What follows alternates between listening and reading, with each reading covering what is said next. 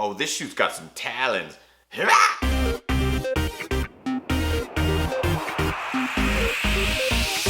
Ginger Runner. What is up, everybody? Ethan Newberry, the Ginger Runner, here for another GingerRunner.com review, and not just one, but two, both from INOV-8. You are currently watching my review of the INOV-8 X-Talon 212.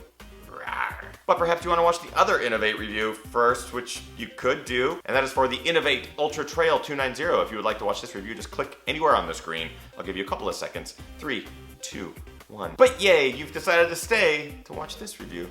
Good on you, my friends. Alright, so INOV-8 is this really innovative company. They've been making shoes for a number of years, and they have a bunch of them. We're talking road shoes, trail shoes, off-trail shoes, OCR shoes, CrossFit shoes, cross-training shoes, crisscross shoes. That's not real, that's not a real thing. But they sent me this pair, which is meant to go off-trail, and I have to say, this shoe is pretty awesome. And I think it has a very specific place in a runner's arsenal. I get to what exactly that place is throughout the course of this review. But overall, I'm fairly into this shoe for specific reasons. Before I get into the review, I have to point out that INOV-8 has some interesting shoe features that just in general you should know before going and purchasing the shoes.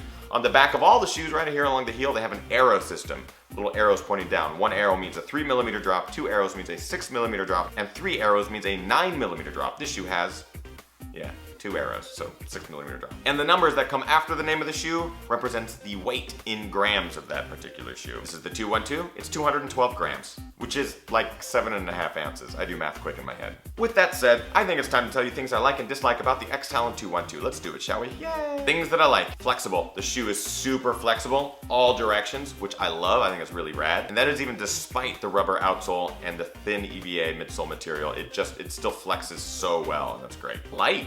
7.5 ounces-ish in this shoe, and that is a nice light shoe. You won't really feel it too much. I even think that this shoe can be lightened up more. I know there is a lighter version of the shoe. They reduce some of the weight by reducing the heel drop. So you have options, This is a little bit more rugged version of that lighter shoe.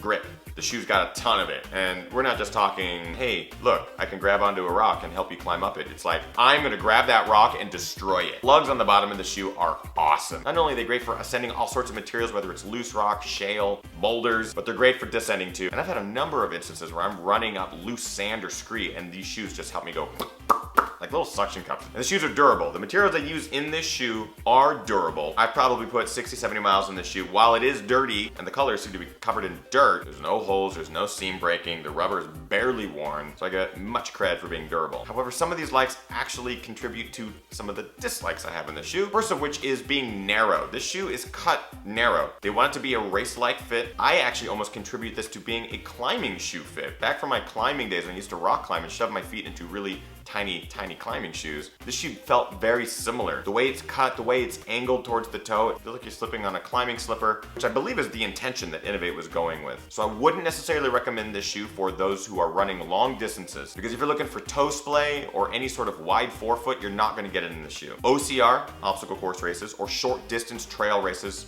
you'll benefit from this shoe. Anything longer than say 7 or 8 miles, you're just gonna run into some issues. I did. Upper. I think the materials in the upper are too thick, too hot, too cumbersome, not great. I mean, we're talking like a leather and a canvas material. It's all very thick. It gets so hot, especially on hot summer days down here. I mean, you just see the water and the sweat seeping through this shoe, and it just doesn't evaporate. It does not expel out because it just soaks into these materials and stays there, and it's terrible. Terrain specific, as I mentioned, with the big lugs, they have helped me get through a number of hairy situations. However, if you are running on flat, buffed out single track or fire roads that don't have a lot of give or soft dirt or mud, the shoe is just, it's not gonna be really worthwhile. However, if you're running in mud or fell running or doing some sort of crazy OCR stuff, this shoe could be great. It's like wearing a soccer cleat that's a little bit more geared towards running and nimble climbing. I believe Joe Grant even wore this shoe for hard rock, so it's really gonna be dependent on where you're running and what sort of terrain you're running on. Sizing's a little weird. I had to go a half size up in the shoe, and I still feel like it's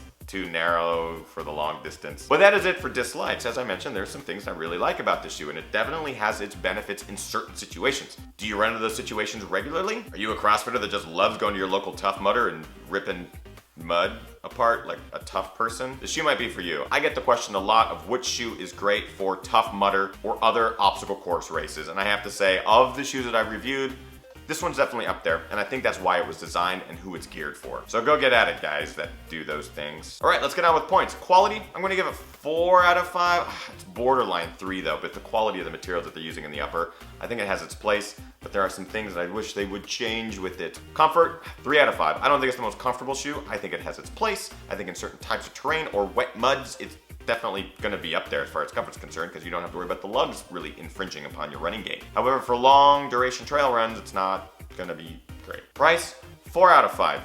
MSRP is $120 on this shoe. If that was the case, I'd give it 3 out of 5. I think that's just a little too much. However, I've seen it on sale for under $100, so like $90 in some places. And in that case, I give it 4 out of 5. I think it's a great price for a shoe that you might wear for specific runs. And finally, looks, I give it 4 out of 5. I actually don't mind the looks of the shoe. I like the bright colors, orange and blue. I think they have some other colors that are really great.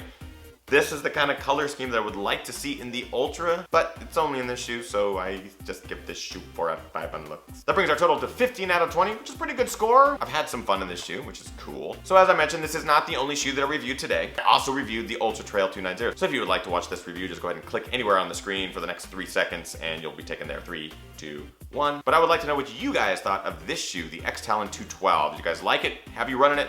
Have you heard of it? Have you seen it? Did your girlfriend have it? Let me know in the comments below. And that is it for today's reviews, guys. I hope you enjoyed them. If you did, like, favorite, share, and subscribe to this channel, youtube.com/TheGingerRunner. I'm on all the social networks over on Twitter @TheGingerRunner, on Facebook, facebook.com/TheGingerRunner, on Instagram @EthanNewberry, and GingerRunner.com. Go check it out. It's really neat over there. I'm also doing live shows every Monday at 6 p.m. Pacific Standard Time. I'm bringing on guests. You guys get to watch live. You guys get to interact, ask questions right there on the fly. No one else is really doing it. It's pretty cool. Check it out. Regardless, I hope you guys are getting out there training hard, racing harder, and partying the hardest. I know I am. We'll see you guys next time. Train, race, beer. Goodbye.